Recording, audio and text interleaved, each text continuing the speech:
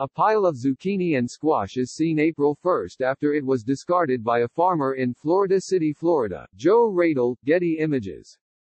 The coronavirus pandemic is leading the food industry and regulators to change policies as they grapple with empty shelves, a glut of fresh produce and milk, and sudden shifts in consumer buying habits.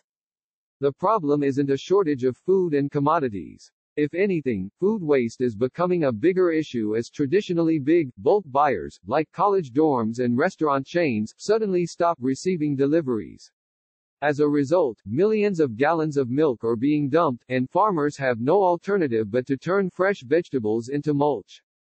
Federal agencies are scrambling to keep up with the altering landscape by easing rules governing trucking, imports, agricultural visas and labeling requirements for restaurants and manufacturers. The way a client described it is they're seeing a tsunami of demand shift from foodservice to food retail, said Bahige L. Reyes, a partner who co-leads the consumer and retail practice at Kearney, a consulting firm. If you're a manufacturer today of food, it's basically how do you adapt? How do you actually take what you sent to restaurants then sell it now to retail? New alliances are being formed as demand from restaurants dry up and consumers look for new ways of delivery. Kroger, the largest U.S. supermarket chain, has partnered with foodservice giants Sysco and U.S. Foods, which normally supply the restaurant industry and large institutions, to share labor and keep store shelves stocked. The partnerships offer employment to foodservice workers that would otherwise be furloughed or laid off as a result of a near shutdown of the restaurant sector. It also provides much-needed manpower to the overwhelmed food retail industry. Rewiring the U.S. food network, however, comes with logistical headaches. Since we're buying more at the grocery store, it means food items have to be in that form, said Pat Westhoff, director of the University of Missouri's Food and Agricultural Policy Research Institute. We have a bunch of stuff that's still stuck with restaurants, and they're trying to decide what to do with it at this point. Farmers are also scrambling to recalibrate their production. Richard Gubert Jr., Illinois Farm Bureau president, said his state's meatpacking companies have fewer employees showing up because of concerns of being too close to other workers. The industry is backing up on bacon and other products that they put together as cutouts, so they're slowing down and not doing the volume that they had, Gubert said. There's a concern for pork producers because they just can't turn their buildings on or off like you can an assembly line, he added. From the time sows give birth to slaughter, it's a 9-month process that started 9 months ago. Pigs continue to be born every day, whether they keep the whole capacity. In the meantime, major food distributors including U.S. Foods and Performance Food Group are begging the Treasury Department to prioritize loan applications from their sector as companies shift operations to supply retailers. This kind of transition, even if temporary, takes time and investment as we adjust our warehousing, logistics and purchasing processes to meet a consumer-facing market, they wrote in a letter to the Trump administration. A group of food worker associations also made an appeal to congressional leaders that any future aid package should include support for America's essential critical industry workers through tax exemptions or direct payments. In the U.S., an excess supply of food production is forcing some sectors to take extreme measures and ask for extra creative solutions from the government. Clearly we're in a time of crisis, said Gordon Spears, owner of Shiloh Dairy in Brillion, Wis.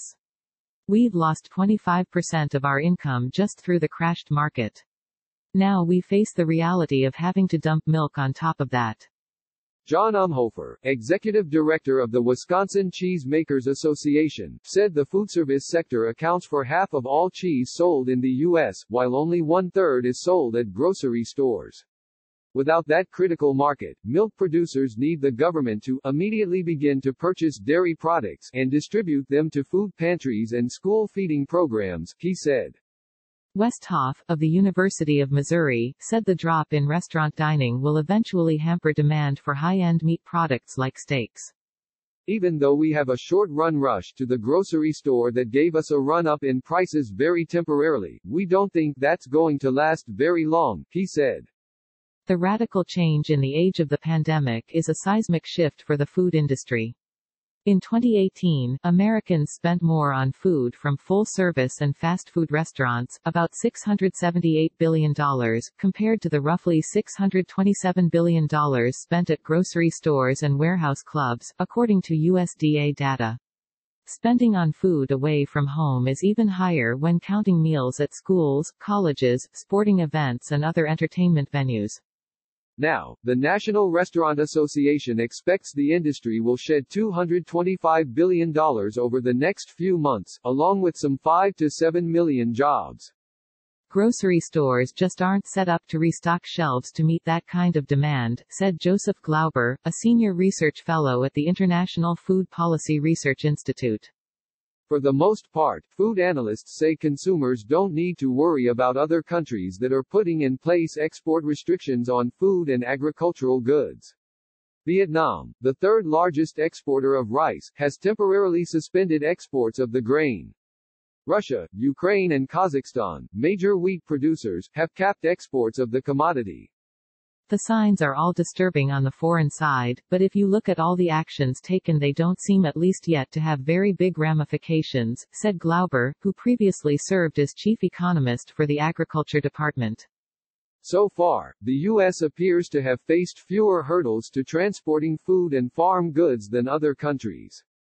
Border checks across Europe, for example, have snarled trucking and at one point backed up traffic as far as 50 miles. The European Union has tried to ease the congestions by opening so-called green lanes for trucks carrying farm goods. U.S. highway regulators, for their part, have lifted driving hour limits for essential products including food for emergency restocking of stores. Some governments have asked their citizens to help pick fruits and vegetables and considered designating special planes and buses to transport workers from Eastern Europe to farmlands in the West. Andrew Walmsley, Director of Congressional Relations for the American Farm Bureau Federation, said there haven't been widespread transport disruptions yet. But he said flexibility on trucking rules could be crucial over the long term if there's an eventual shortage of drivers, to ensure that those who are healthy can continue to move products as safely as possible for as long as possible. In the U.S., strict border controls have disrupted farmers' access to migrant labor, exacerbating what was already a massive problem for the industry, with harvesting right around the corner for some sectors. If produce is stuck decaying in fields in the coming months, it could potentially drive up retail prices and cause shortages at grocery stores. Meanwhile, the lack of commercial flights is also crushing the capacity to bring in perishable foods, like berries from South America, which often hitch a ride in the belly of passenger planes. Anytime you go to the grocery store in the winter, you see that most of the fresh fruit and vegetable is not coming from the U.S., said Peter Friedman, Executive Director of the Agriculture Transportation Coalition. This continues year-round. A lot of the processed foods, canned food, etc. are imported. Jim Alderman, a vegetable farmer in Palm Beach County, Florida, said the lack of big buyers has cut off growers in his area from critical buyers including cruise lines and Disney World. He started dumping his tomatoes. Nearby farmers are doing the same with zucchini and yellow squash, which now fetches market prices far below the cost of picking and packing. They're cutting their squash every day and throwing it on the ground, hoping the market will turn around, Alderman said. Shia Kapos contributed to this report.